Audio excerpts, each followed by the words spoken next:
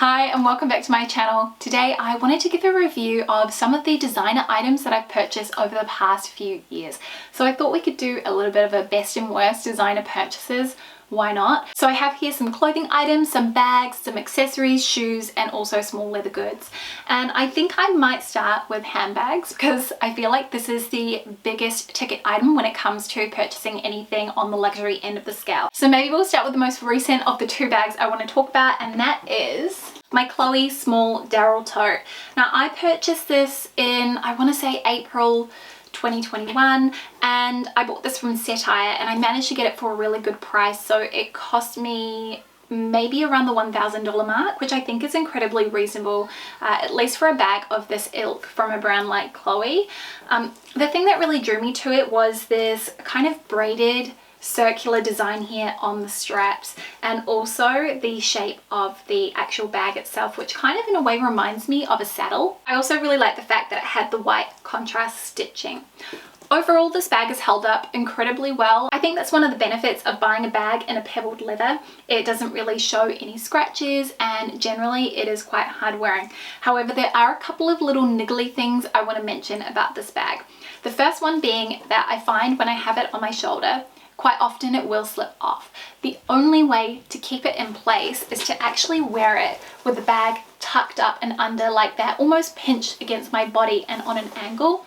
And I don't necessarily always find that the most practical. I will say though, I find it slips off more if I'm wearing a really chunky coat. The other thing is, and hopefully this is going to be visible, but can you see these little leather tabs here? They have kind of flipped out a little bit and I don't really love that. It actually is something that I feel is slightly annoying and I don't really know how to remedy it. I mean, these ones here on the back are especially bad. You can see they're very curved and despite the fact that that is the side that would be flush against my body. In terms of what the bag is actually like, for those of you who have been thinking about it, it is just one large open pocket with a magnetic closure at the top. So you don't have as much security as other bags which perhaps maybe have a tighter opening or that have a zipper closure.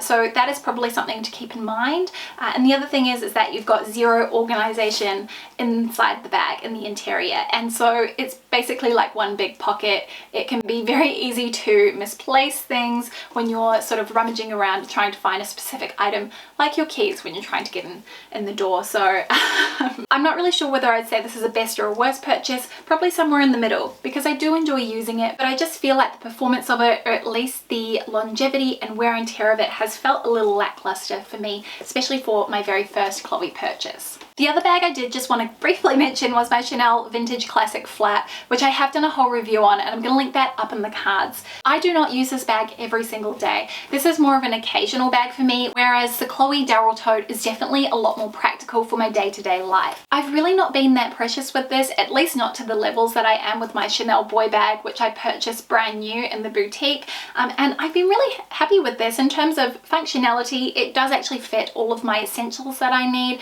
so really great from that perspective. And the lambskin leather is a lot more robust than I had expected. I haven't actually gotten any additional scratches on the bag since using it. I mean, my son's also grabbed it off the bed, which is always a risk because he does sometimes have sharp nails and has scratched one of the leather goods I'm going to show you in a moment. But yeah, overall really thrilled with it, and it has definitely made me feel a lot more at ease with the idea of maybe purchasing another lambskin bag from Chanel in the future, though I am pretty set with the two I've got. Don't really need any more, but it does make me feel a lot more confident. Felt only natural to progress onto small leather goods, and I have been asked a few times to do a little review of my Givenchy GV3 wallet, and I think out of everything that I've got here, this for me really has been a little bit of a miss. I've actually been a bit disappointed with the functionality of it in terms of the size and what I was using before. Previously, I had a little card holder. I actually had two. I was using one from Mon Purse, which at one point which fit everything I needed, but prior to that I had two smaller ones from Charlotte Olympia. I wanted to get a slightly larger wallet that I could fit cash into. Seems a little bit redundant now because I'm not really using cash at all, but that was one of the reasons. The other being that I wanted to get a wallet that was reminiscent of something that my mum had when I was younger. I kind of wanted another way to remember her by, and she used to have one like this, not Givenchy, but very similar when I was younger. So inside it does have the card slots on one side, and then it has a small pouch, great for coins or for little receipts. It does have these little pockets underneath both sides, and then also the section for notes, which obviously I haven't used that part at all. Now I have to say, this is really bulky for what it fits. I could fit all of this into a very slim card holder, and it took up a lot less space in my handbag. So I do find that I'm unable to use my smaller bags as efficiently with this. But the other thing is that I've actually been really, I suppose, a bit disappointed with the quality of the leather. It is a smoother leather, but if you look up close, it has a slight grain to it. So it should be slightly more hard wearing than a true calf leather would be, but it's gotten loads of little scratches all over, and also the hardware has oxidized quite badly, I feel like, for how long I've had the wallet. And yeah, I mean, I've also noticed on the inside where there is the little Givenchy logo, it has left a little stamp mark just where all my cards sit. And I mean, I think when I got it, maybe I should have noticed that would happen, but it didn't really occur to me. So I haven't been overall that thrilled with this purchase, and I'm thinking about potentially either going back to my old card holder or perhaps treating myself to a new one so that I can have a little bit more space in my bag. So that was the first small leather good. The other one is a much older purchase, and this is one, I feel like I've talked about this before. I feel like this is one of the most ridiculous things I've ever bought. This is from Louis Vuitton, and this is the key holder. I think it's called a clay. I've got the 6 key holder, which is ridiculous because I have 3 keys in there. I can't even fit my my key fob for my car, which makes this a lot less functional. Obviously, one of the purposes for having something like this is that it helps protect the interior of your designer handbags, especially if you're using something like the Chanel, from the sharp edges of your keys. So great from that perspective. However, I paid $300 for this, which I think is quite expensive given that there is barely anything to it. And the more and more I think about it, the more I feel I probably would have been better off with just an orbit key or something like that. Something that's very small, compact, doesn't take up much room, but also equally easy to find in your purse. The only other thing that I do think is quite handy about this actually is you can use it like a mini wallet. There is a small section behind the keys where you could put a card or 2. Not too many, but maybe your driver's license and your debit card. So that is the next one. This has been a little bit of a miss, but my son really does love playing with it, so I suppose from that perspective it's been a really great toy. Oh, and it has held up really well too actually. I've dropped this countless times on the ground, and there's been minimal to no impact to the glazing, and I don't really have any visible scratches or anything like that on it either. I was thinking we could talk about a couple of designer clothing purchases next, and both of these items I have purchased pre-loved, and I have to say I think that if you have the patience and the time, you can find some real gems. So the first one I wanted to mention is this Celine Mariniere, and this one's really nice because it is in a merino, so it is super soft, really beautiful and warm, and it also has these buttons on the shoulder, which I know I've talked about this before, but it's just a lovely and very subtle design detail. I really have enjoyed wearing this. I don't think you can go wrong with a striped knit, especially one that's in navy and white. It feels really kind of luxurious to wear. I really like the fact that it also has lovely long sleeves, and it is a much longer fit through the body, so a style that you could wear with leggings too. In terms of the wear and tear, it's actually held up incredibly well. I haven't put it in the wash yet, but there is only very minor pilling to the front, which I can easily fix up using a fabric shaver. I have done a whole clothing care and maintenance video. I'm gonna link that up here if you would like to go and have a watch, but overall I've been so thrilled with this buy. It's even better that I managed to get it for a great discount. It was brand new with tags when I bought it, and yeah, that was a good buy. The other clothing purchase is one that I have barely worn. It's from Balenciaga, and it is this beautiful leather jacket. I talked about this in a previous video. I think it was 5 items I regret purchasing. I talked about it in that why I felt like this was probably not the wisest purchase that I'd made. Now, I'd really wanted to add this jacket to my wardrobe for years in years. And at the time that I purchased it, there are a couple of factors which I think have made this be something that I've rarely worn. The first being that I don't actually wear leather jackets that much anymore. I did pre-pregnancy, but since then I've sort of found myself gravitating away from those slightly more shrunken fit jackets to ones that are a little bit more oversized and roomy through the body. So I much prefer an oversized blazer over something like this if I'm opting for a transitional or lighter weight jacket. The other thing is also the fit of it. So it is more of a cropped, shrunken fit, which is very specific. And I find that you need to wear it with very specific items in order for it to look the way I want my outfits to look in terms of the proportions and also all the different styling elements. So from that perspective, I've also found it a little bit hard to wear. That said, the quality of it is top notch. It is beautiful. It really is like the loveliest, most supple leather. I'm very sorry for those of you who are vegan. I know this will not be up your alley at all. And obviously there are tons of beautiful vegan leather options out there. But in terms of the price that I paid and what I've received in terms of the quality of the jacket, I really can't complain. I think it is stunning. But I would say this is probably one of my worst designer purchases because I really didn't think it through at the time that I clicked check out and buy. I didn't think, is this something I'm going to actually get wear out of, or is it just going to hang in my closet? Is this something that still reflects my personal style at this very moment in time, or does it reflect a moment in time that has since passed and is something that I'm not going to wear again? Just those types of questions I didn't bother to ask myself. And yeah, I think I've worn this once or twice, so it's been a bit of a shame, but obviously I'm going to hang on to it. It is a beautiful jacket, and I'm sure as my style and tastes evolve and grow over the years, I will find myself coming back to it soon. Okay, next purchase I want to talk about is a belt before we move on to shoes. And this one was, again, another purchase I made from Satire. This is a double buckled belt from Alexander McQueen. I'd had this on my wish list for a really long time. I think maybe 2 years before I bought it.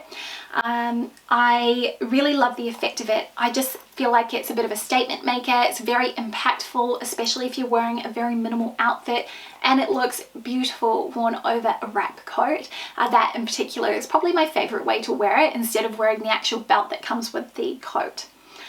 In terms of the quality of it, it is very, very beautiful, very well made. The actual hardware hasn't tarnished at all, at least to my eye. It looks immaculate. The only thing that is a little bit annoying, especially considering that this is so expensive, is that the leather is this beautiful calf leather, which is very prone to scratches. So I do have a few scratches here and there where I haven't actually been as careful or as delicate with it as I typically would be with something like this. Now I still wouldn't call this one of my best purchases because I haven't worn it as much as I wanted to, and I think that is again similarly to the leather jacket, is that it requires really specific elements in order to be worn. It's a waist belt, so I'm not going to wear it when I'm just wearing my standard jeans and a knit, which is something I like to wear a lot in the colder months. I do find that the black leather to me feels a bit more suited to the autumn winter months, so again it's something I would prefer to wear during a very specific time of year, though it does look really nice worn over dresses. I actually paired it over a daisy print dress I've got from Theory, and I love the way that it looked because of the juxtaposition. So yeah, I wouldn't call it my best purchase because I haven't worn it as much as I wanted to, but I do really enjoy it, and I feel like a style like this, something I'm going to have in my wardrobe, and I can pull it out. I don't necessarily need to wear it all season long, but it's something that's really going to punctuate and add a real impact to my outfits. I really have to apologize for the lighting, it's quite cloudy today. So shoes. I want to start with a pair of shoes which I think most people are probably curious to know my thoughts on, the Gucci Jordan loafers. I've been talking about dupes for these shoes for many, many years now. The Sam Edelman ones were the ones that I owned before buying these, and I really love that silhouette in my wardrobe, which is why I eventually decided to splurge on the designer version. I have to say though, I'm actually a little bit disappointed with them. I found since buying them, I've still worn my Sam Edelman ones more than I've reached for the designer version, probably because I'm quite precious with these. The very first time that I wore them, and I had protected leather, I was doing some dishes and I think a soap sud landed on my shoes and it actually bleached the leather. I don't really know how that happened, but I ended up having this little bleach spot, and I noticed that it's happened a couple times subsequently. Right now I can't seem to find them. I know they're here. Oh yeah, there's one here on the crease, so it's a little bit hidden, and then there's another one here by the horse bit. The other thing is that they've actually got quite a number of scuff marks, and also, so it's a smooth leather, so it's quite delicate. But also, as classic as I find the brown and as interesting as it is, I sometimes feel like it's a little bit mature, a little bit more mature than I want to be wearing with my outfits, and that's the other thing. I think that's probably one of the other reasons why I'm not wearing them. And also quite often I do just find that with my outfits, a black shoe looks better, looks more cohesive than a brown one. So it's just one of those things, and I definitely have been trying to make more of an effort to wear these regularly, but there's obviously a few reasons why I don't feel quite so happy to do so. I think if I had my time over, I probably would have bought them in the black. But I do really love the brown color, so I think I just need to make more of an effort with them. But I think if you are someone who has been saving for a long time to buy the Gucci ones, there are so many incredible alternatives which are much more affordable and aren't going to be quite so high maintenance. So I think that's just something to keep in mind and to take into consideration. On sizing, they fit true to size, so I got my usual size, which is an EU40. Okay, next pair of shoes I want to talk about is one I love so much. I have them in two colors. They are the Saint Laurent Nu-Pieds slides, and I think maybe now they're called the Tribute slides. I think the name has changed. So they have that really lovely, almost vintage effect strap across the foot, and I've got them in black and I have them in the latte patent leather. I sized up with both of these to a 41, and the patent I definitely needed the room because I have wide feet, and the black leather I would have been fine probably with my usual size, or even just with a half size up if I wanted a little bit of extra space at the heel, but the 41 is also fine. The quality of these is amazing. They have worn so well. In the close-ups you might be able to see there are a few little scratches here on the interior. That's from where our dog Nigel has scratched them, just getting a little bit too excited when we have been playing outside. But overall, from a comfort level, they're actually pretty comfortable. I do find that I will get blisters if I walk in them long distances, so I wouldn't reserve them for that, but overall from a day-to-day wear perspective, I really love them, and they go with everything too. So if you've been thinking about buying these, I mean, I really couldn't recommend them enough, and they're a lot more hard wearing than the Gucci loafers that I just mentioned before. Okay, and final item that I want to talk about are the Dior slingback flats, which I actually have this slingback style in two different colors, so I'm going to show you the other ones in a moment. These ones are the black woven pair, and they do have that white ribbon with Dior written on it, which I have to say is actually looking a little bit dirty now after I've had them for a while. I bought mine pre-loved. They've been worn, I think, once or twice. They're in very, very good condition. And again, it's another thing I'm really glad that I managed to buy on the pre-loved market, because they are so extremely expensive. Overall, like I would say with these, they're somewhere in the middle. They're not my best purchase, but they're not my worst purchase either. I really like what they do to an outfit. I especially love the little bow and that feminine touch. They work really nicely with like my leather trousers, or just even with those wider leg pants, or outfits that feel a bit more masculine. These really do create a nice bit of balance. I got them in my usual size, which is a European 40, and I have to say I remember when I was in Hong Kong I tried on a different color, but in the 39.5, and they fit me really nicely. They were nice and snug at the heel. These ones actually have a little bit of give, and I do find that when I'm walking long distances that the strap sometimes rubs against my heel and can be very uncomfortable. So I did want to flag that. Could be worth going down a half size if you've been thinking about buying these shoes. So for that reason, they're not a shoe that I reach for all of the time. That said, I do just want to also highlight that I have the grey suede pair. These ones I also have in the 40, and they are so comfortable. I can wear these as much as I want and they will not rub in at the heel, and I did get them in a European 40 too. So I'm not sure if it's just unique to that particular style, which has the textile upper, or if it's just the flats do fit a little bit on the large side. But yeah, I did want to mention it in case you have had your eye on them. Well, that kind of wraps up the designer purchases I've made over the past few years. I hope you found this video helpful and that it was insightful, especially if you'd had your eye on any of these items. I know from my perspective, it always helps to get another opinion, especially when thinking about spending a lot of money on one piece. If there's anything that I didn't cover, then please feel free to ask me in the comment section below and I'll get back to you as soon as possible. And yeah, just thank you so much for watching and spending some of your day with me. I will see you next time with a brand new video. See you soon. Bye.